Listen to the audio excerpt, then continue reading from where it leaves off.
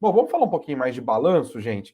A gente viu a temporada de balanços começar de maneira oficial lá na semana passada, né? A Uzi Minas puxou a sequência dos balanços, mas a coisa começou a pegar mais fôlego mesmo nessa semana. As estreias grandes estão sendo aqui, e aí é aquela história. Alguns balanços saem antes do pregão, e aí a gente já vê o impacto disso nas ações quase que de imediato, e outros balanços saem depois do pregão. Então a gente só vê a resposta do mercado no dia seguinte.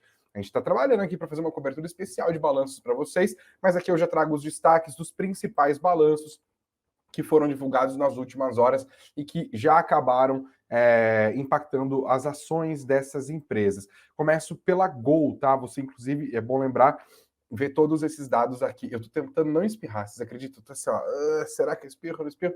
Se eu for espirrar, eu fecho o microfone e também o vídeo, hein, Lucas? Para ninguém me ver espirrando. Ah, meu Deus, será que eu tenho coisinha de papel higiênico aqui perto? A vida é dessas. Ó, tenho, mas tá acabando. Vai ser tudo na emoção hoje. Vamos falar de Gol.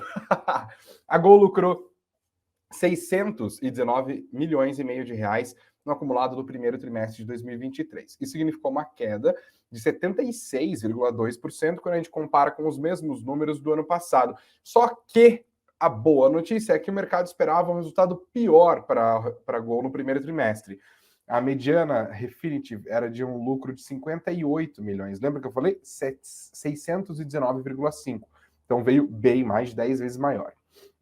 Os analistas do Itaú BBA olharam os números da Gol e viram ali, entre os seus destaques, o lucro antes de juros, impostos, depreciações e amortizações, o famoso EBITDA, ou EBITDA, se você é mais chique, que ficou em 1 bilhão 240 milhões de reais. Isso sim, um avanço de 6% em relação aos 3 meses finais do ano passado, e também um avanço de 113,9% na comparação com os mesmos números de 2022. Os analistas do Itaú BBA escreveram o seguinte, que os resultados da Gol no primeiro trimestre refletiram parte da reestruturação da dívida da companhia e que isso contribuiu para uma redução de 5 bilhões e 600 milhões de reais na dívida bruta e também numa redução da dívida, da relação dívida líquida EBITDA para 7,9 vezes, ante os 9,5 vezes que foram anotados no último trimestre do ano de 2022. A recomendação do Itaú é de manutenção das ações da Gol. O preço-alvo deles é de R$ 22,00. Goldman Sachs, eles também divulgaram a sua avaliação sobre os números da Gol. Eles disseram que a companhia manteve o guidance para 2023, com destaques para a projeção de receita total de aproximadamente 19 bilhões e meio de reais até o fim do ano. A Gol estima ainda para esse ano uma expansão da sua capacidade entre 15% e 20% e uma margem EBITDA de 24%, é o que o Goldman Sachs também está apostando.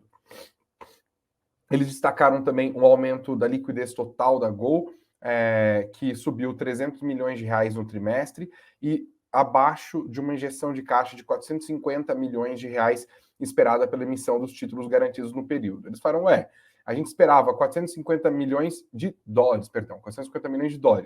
A liquidez total aumentou só 300 milhões de reais. O que está rolando? A administração da Gol explicou que essa parte dessa entrada de caixa, desses 450 milhões de dólares ali, ainda não aconteceu. Na verdade, 300 milhões desses 450 ainda não estão no caixa da companhia. O Goldman falou, beleza, tá explicado, mas a recomendação do Goldman é venda, tá? Preço-alvo de R$ 12,80.